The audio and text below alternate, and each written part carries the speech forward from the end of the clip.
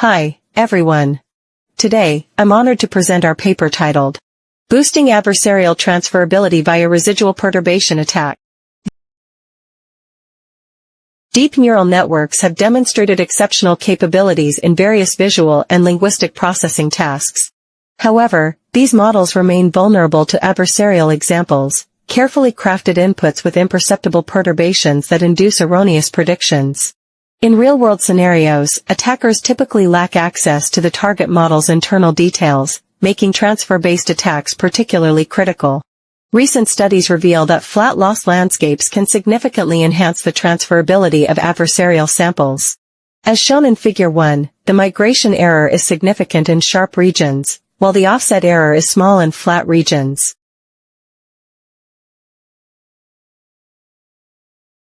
Previous methods aim to enhance transferability by reducing the sharpness of the most acute regions within the perturbation radius, thereby flattening the sharp surfaces.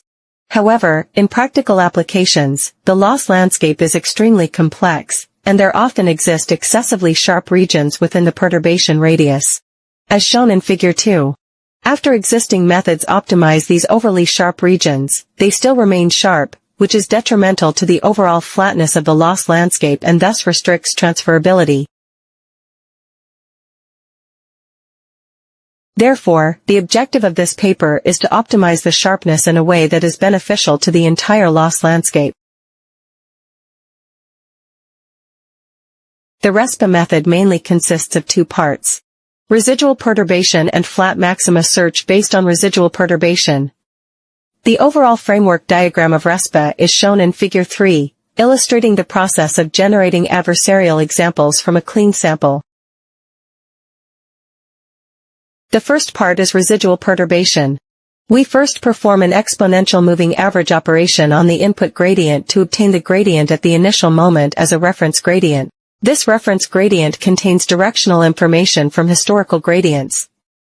To avoid excessive reliance on local flatness, we further consider the residual between the current gradient and the reference gradient as the perturbation direction. This residual gradient can capture changes in the global perturbation direction, thereby avoiding the search for perturbation points in overly sharp regions. The second part is flat maxima with residual perturbation.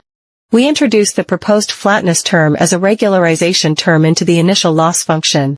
By maximizing the loss function while simultaneously ensuring a flat loss surface, we guide the adversarial examples to converge towards flat regions. We conducted extensive experiments on the ImageNet dataset, utilizing multiple commonly used pre-trained models, including CNN-based models, transformer-based models, adversarially trained models, and defensive models, to validate the effectiveness of the RESPA method. Firstly, we evaluated single model experiments, and it can be observed that our method performed optimally.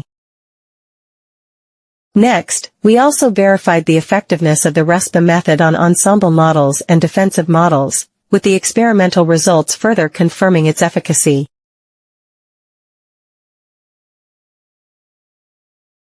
Secondly, we visualized the loss functions and found that the loss surface generated by the proposed RESPA method is significantly flatter.